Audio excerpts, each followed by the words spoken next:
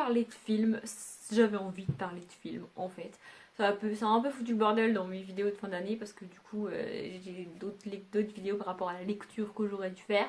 Mais j'avais envie de parler de films, donc je me suis dit je vais parler de films. Je sais d'avance que ça intéressera moins de monde que la lecture parce que cette chaîne est censée être une chaîne booktube. Mais à moi ça me plaît, j'ai envie de le faire, donc je le fais et puis c'est tout. Voilà.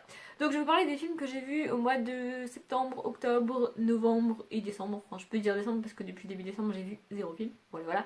Donc rassurez-vous, calmez-vous, vous avez déjà dû voir la durée de la vidéo. Il y en a 1, 2, 3, 4, 5.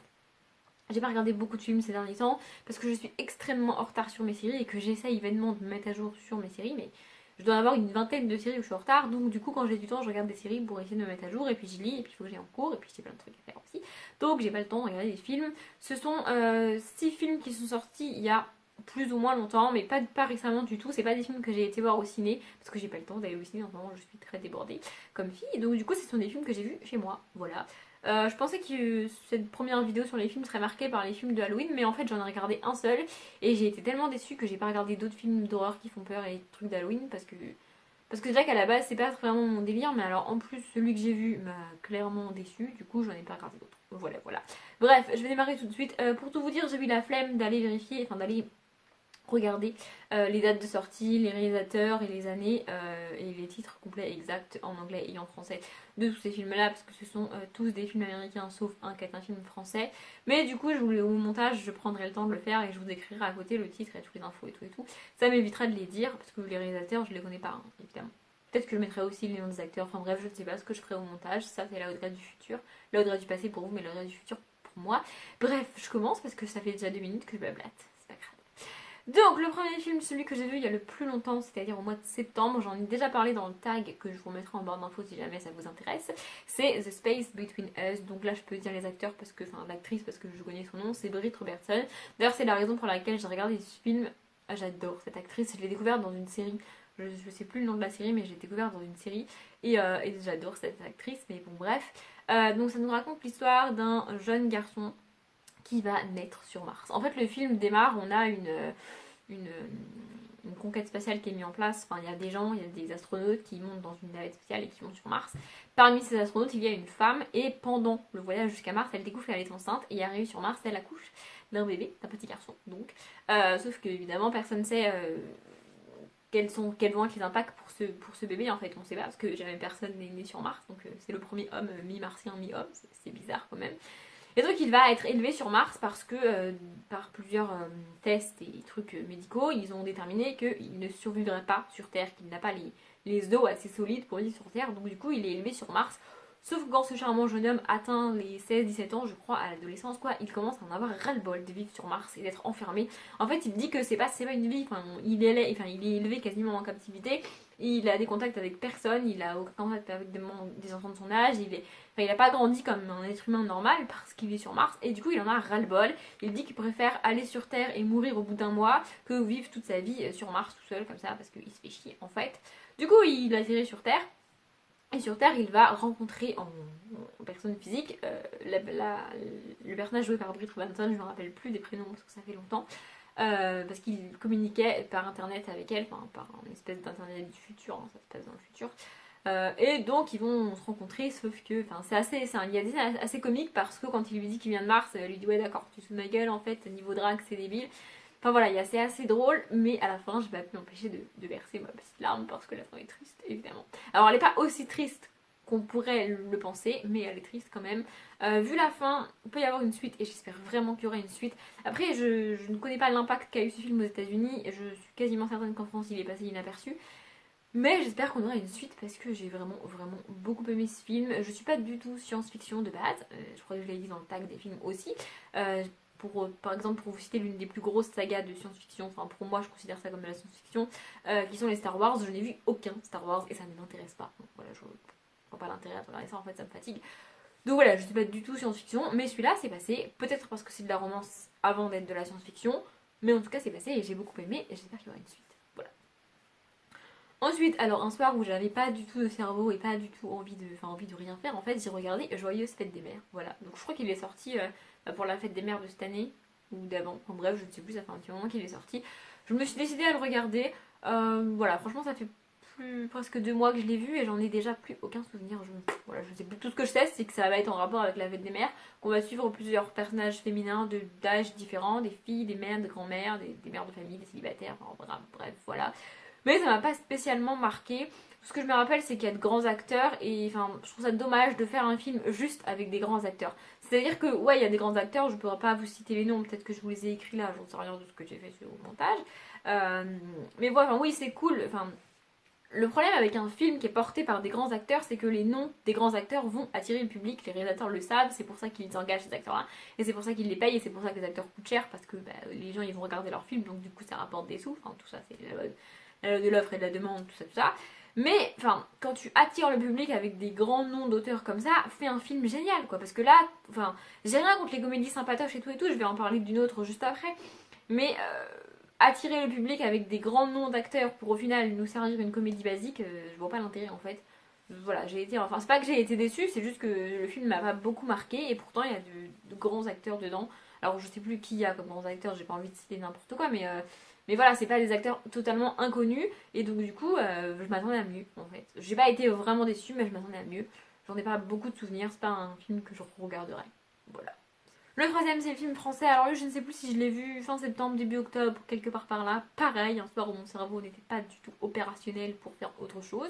J'ai regardé Camping 3. Alors, dans ma famille, c'est un film qui est détesté, alors qu'il n'a jamais été vu. En fait, mes parents n'aiment pas Franck Dubosc. Donc du coup, ils n'ont vu ni Camping 1, ni Camping 2, ni Camping 3 parce que ils veulent pas le regarder parce qu'ils n'aiment pas l'acteur en fait. Et moi, pendant très longtemps, comme mes parents n'aimaient pas Franck Dubosc par espèce d'hérédité, je me suis mise à ne pas aimer Franck Dubosc. Et puis un jour, je me suis dit, mais c'est débile en fait. Je suis en train de ne pas aimer un acteur et un comique alors que j'ai jamais vu aucun de ses spectacles et j'ai jamais regardé aucun de ses films parce que je me dis que je le déteste alors qu'en fait, j'ai jamais regardé. Enfin, du coup, c'était très bizarre.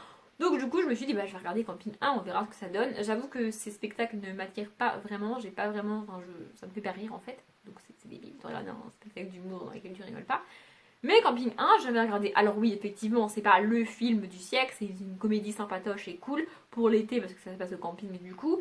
Mais c'est effectivement, c'est pas la comédie du siècle. Hein. On n'est pas au niveau des bronzés des bronzés par exemple. Vous voyez, c'est une comédie française en dessous des bronzés. En même temps, une comédie française à la hauteur des bronzés, c'est un peu compliqué parce que les bronzés c'est un peu mythique et emblématique du cinéma français. Enfin, en tout cas pour la comédie. Mais franchement, c'était cool, hein. Je m'attendais tellement à pas aimer et tellement à un truc naze qu'en fait, c'était sympa le camping 1. Donc, du coup, j'ai regardé le camping 2 et là, j'ai regardé le camping 3. Alors, pareil, j'en ai pas un souvenir transcendant. C'est pas des films que je vais re-regarder encore et encore et encore. Mais c'est un film que, un soir où je sais pas quoi faire, bah, je pourrais regarder celui-là. Parce que je sais pas quoi faire et parce que j'ai envie de rien faire. Voilà, c'est un film que je pourrais regarder comme ça. Dans celui-là, en plus, on a pas mal d'ados, de personnages d'adolescents qui apparaissent dans le film. Jusqu'à présent, on avait quasiment que les adultes, ce qui n'était pas très cool pour les ados effectivement. Mais là on a un groupe d'ados, en fait c'est l'histoire d'un groupe d'ados qui débarque, en plus c'est vers chez moi parce que le camping des Flots Bleus il est près de Lacanau et moi j'habite à peut-être une demi-heure de Lacanau.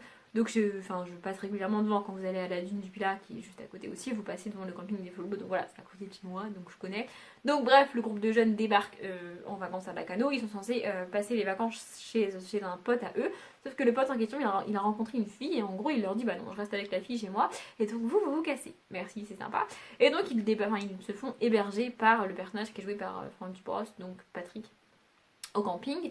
Et donc voilà, c'est une espèce de choc des générations entre Patrick qui a ses petites habitudes dans son camping avec son petit slip de bain et son benko et tout, là ses habitudes vraiment ancrées presque de papy. Alors c'est pas vraiment un papy dans le film parce que c'est un vieux célibataire qui a pas encore de petits enfants, mais voilà, c'est une personne pas âgée, mais une personne mûre qui a ses habitudes.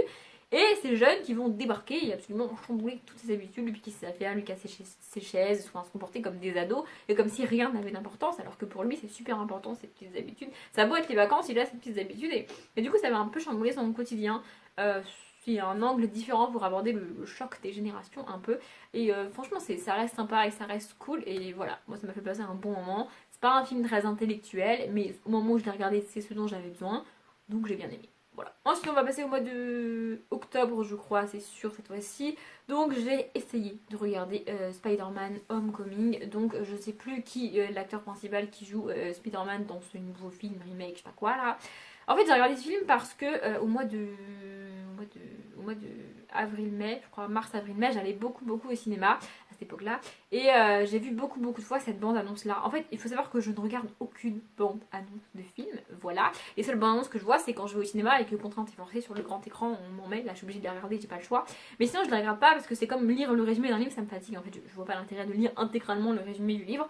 Je lis à la limite les 3 premières phrases et voilà. Donc je regarde pas les bandes-annonces parce que j'ai l'impression que ça va me spoiler tout et que ça me fatigue. Donc je les regarde pas, mais celle-ci, je l'ai vue au moins 4-5 fois parce que chaque fois que j'allais au cinéma, je l'avais.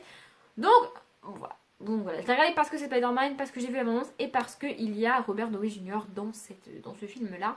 J'adore Robert Downey Jr. En fait, c'est toujours le même truc. En fait, quand j'adore un film, et là j'adore la saga Iron Man, j'adore le personnage d'Iron Man, et j'aime tellement le personnage que je finis par aimer l'acteur. Ça me fait ça à chaque fois, pour chaque personnage que j'aime beaucoup, et chaque acteur que j'aime beaucoup, c'est tiré d'un personnage que j'aime beaucoup, et qui est joué par lui.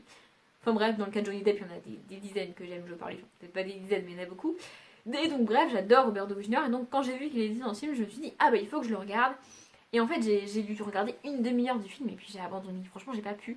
Déjà, je l'ai regardé sur mon écran d'ordinateur. Et en fait, le problème, c'est que tout le début du film est filmé avec l'espèce de caméra ou portable du personnage principal, donc de Spider-Man, de Peter, je sais plus comment il s'appelle là. Et ce qui fait que, donc, au lieu d'avoir le film en grand écran sur votre écran ou même au cinéma, ça devait être pareil, vous avez un espèce de petit écran, comme ça. Voilà. C'est comme si là sur mon téléphone, vous me voyez dans cet écran-là. C'est débile, t'as envie de dire, mais pourquoi tu fais ça? Enfin, je veux dire, mets juste les petits crochets en haut, en bas là, pour nous montrer que c'est filmé, et puis ça suffit. Enfin bref, ça m'a saoulée. En plus, cette espèce de truc scénaristique, ça m'a rappelé Paranormal Activity. Alors il faut savoir que j'ai essayé de regarder le premier Paranormal Activity au moins une dizaine de fois. Et au bout de 20 minutes, ça me saoule, je m'endors, je me lasse, j'ai envie de faire autre chose. Donc j'ai jamais terminé un Paranormal Activity parce que j'y arrive pas. Et là, ça m'a rappelé ça. Donc déjà qu'un film me rappelle un film que j'aime pas et que j'ai insisté encore et encore pour essayer de regarder et que j'ai jamais réussi à regarder, c'est pas forcément cool. Et puis ensuite, j'ai pas très bien compris le délire. En fait, apparemment, d'après ce que j'ai compris, Peter Parker fait un espèce de stage avec la Justice League, donc avec Iron Man, Captain America et tout là. Et il veut les aider, mais apparemment il n'est pas encore vraiment Spider-Man. Du coup, il fait pas encore partie des super-héros qui sauvent les gens. Du coup, il fait pas partie de la Justice League. Encore que je suis pas certaine que dans les comics il fasse partie de la Justice League, parce que j'ai jamais lu de comics et je suis pas du tout Marvel et tout, et DC Comics, c'était pas trop mon délire. Je regarde les films. Je veux dire, notamment, je regardais les Iron Man et les Spider-Man, la première trilogie et la deuxième duologie, parce que du coup, on n'aura jamais la fin de la trilogie dans le remake, mais bref, avec Andrew Garfield, je crois. Mais je suis pas sûre que Spider-Man soit dans la même équipe que Captain America et tout et tout. Et donc, il fait son stage, il fait croire aux gens de son lycée qu'il est en stage là-bas, mais qu'il est genre dans les bureaux et tout, alors qu'en fait, il est en stage en mode super-héros. Sauf que Iron Man et les autres, ils ont rien à foutre de sa gueule, ils l'appellent jamais pour les aider à sauver les gens. Enfin, j'ai pas compris le délire du truc, j'ai plus l'impression qu'on avait pris l'histoire de Spider-Man et le nom de Spider-Man pour attirer des gens encore une fois, et qu'au final, on avait un film presque qui dénature le truc en fait. Alors, je suis pas super fan des super-héros, mais Spider-Man j'aime beaucoup, notamment j'ai une petite légère préférence pour la première trilogie, même si j'aime beaucoup la duologie qu'on a eu après.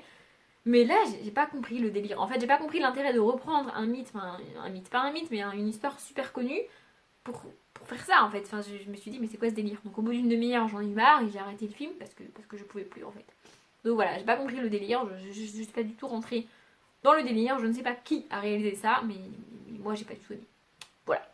Et le dernier, on va finir par quelque chose de pas du tout positif non plus. Donc le soir de Halloween, je savais pas quel film d'horreur regarder. J'ai demandé à mon cher ami Cédric, évidemment, ça fait longtemps qu'on l'avait parlé. Enfin, je sais plus, bref, on s'en fout. Il m'a proposé de regarder Annabelle 2, sauf que j'ai jamais regardé Annabelle. Donc du coup, je pouvais pas regarder le 2 sans avoir regardé le 1, même s'il m'a dit que le 2 s'est passé avant le 1. Moi, je peux pas. S'il y a écrit 1, 2, 3, je le regarde dans cet ordre-là, et puis c'est tout.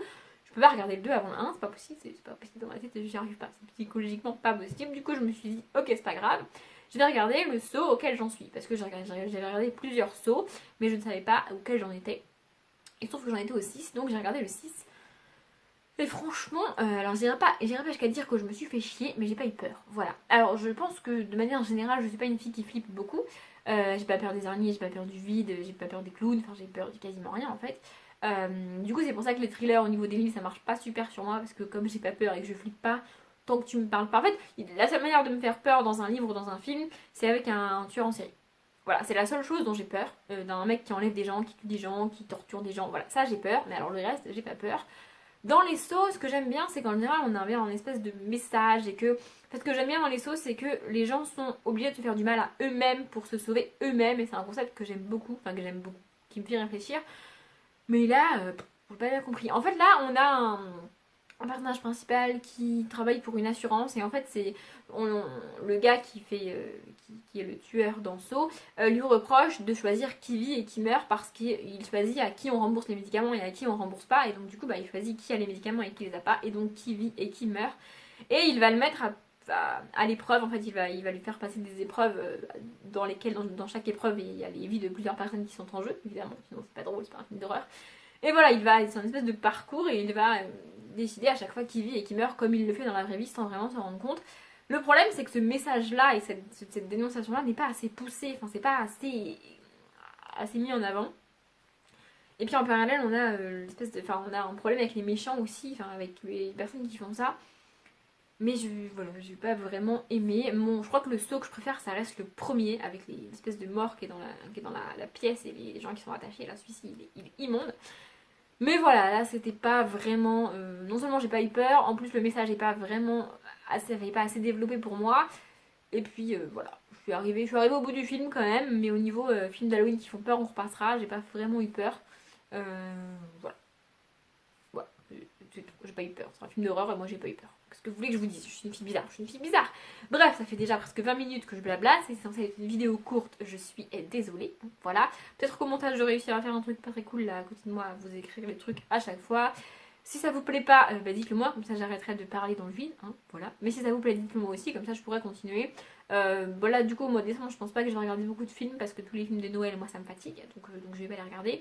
Du coup, je pense pas que je vais regarder beaucoup de films au mois de décembre. Je sais pas quand je referai cette vidéo, si un jour je la refais. Mais voilà, j'avais envie de le faire, je l'ai fait, moi je trouve ça cool. Je m'arrête là. Comme d'habitude, je vous souhaite une bonne journée, un bon après-midi, un bon appétit ou une bonne nuit. Et je vous dis à bientôt.